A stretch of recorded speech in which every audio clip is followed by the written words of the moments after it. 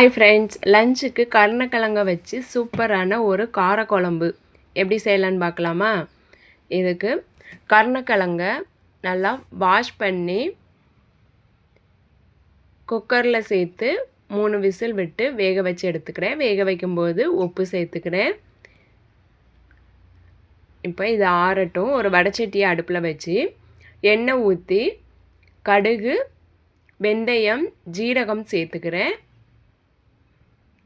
இது பொரிஞ்சதும் இதோட ஒரு 100 கிராம் சின்ன வெங்காயத்தை பொடியாக கட் பண்ணி வச்சுருக்கிறேன், அதையும் சேர்த்துக்கிறேன். கருவேப்பிலையும் சேர்த்துக்கிறேன்.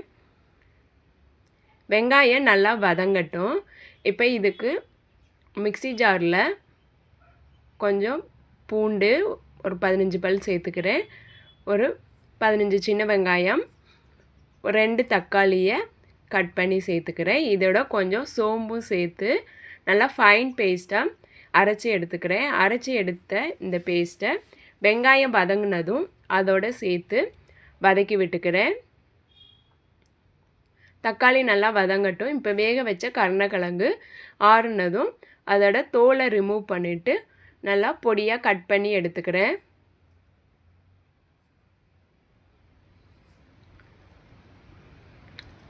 இந்த அளவுக்கு தின்னாக ரவுண்டாக கட் பண்ணி எடுத்துக்கிறேன். இப்போது தக்காளி நல்லா வதங்கிட்டு இதோட குழம்பு மசாலா தூள் ஒரு 4 ஸ்பூன் சேர்த்துக்கிறேன். இது வீட்டில் அரைச்ச குழம்பு மசாலா தூள் தான். குழம்பு மசாலா தூள் சேர்த்து நல்லா வதக்கி விட்டுக்கிறேன். மசாலா நல்லா பச்சை வாசனை போனதும் இதோட கட் பண்ணி வச்சுருக்கிற கருணக்கிழங்கையும் சேர்த்து வதக்கி விட்டுக்கிறேன். இப்போ லோ ஃப்ளேமில் வச்சுக்கணும், இல்லைன்னா அடி பிடிச்சிரும். லோ ஃப்ளேமில் வச்சு ஒரு 5 மினிட்ஸ் வதக்கி விட்டுக்கிறேன். 5 மினிட்ஸ் கழித்து ஒரு சின்ன லெமன் சைஸ் புளியை கரைச்சி எடுத்து வச்சுருக்கிறேன். அதை மிக்ஸி ஜாரில் சேர்த்து கழுவின தண்ணியும் சேர்த்து ஊற்றிக்கிறேன்.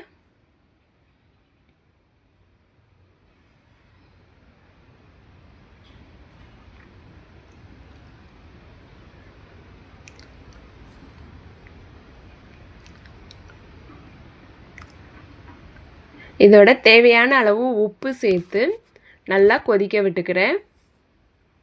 மசாலா நல்லா கொதித்து எண்ணெய் பிரிஞ்சு வர அளவுக்கு கொதிக்க விடணும். கொதித்ததும் அடுப்பை இறக்கிடலாம். சூப்பரான கருணக்கிழம்பு காரக்குழம்பு ரெடி. நீங்களும் செஞ்சு பாருங்கள். இந்த வீடியோ உங்களுக்கு பிடிச்சதுன்னா லைக் பண்ணுங்கள், சப்ஸ்கிரைப் பண்ணுங்கள், கமெண்ட் பண்ணுங்கள், உங்கள் ஃப்ரெண்ட்ஸுக்கும் ஷேர் பண்ணுங்கள். தேங்க்யூ.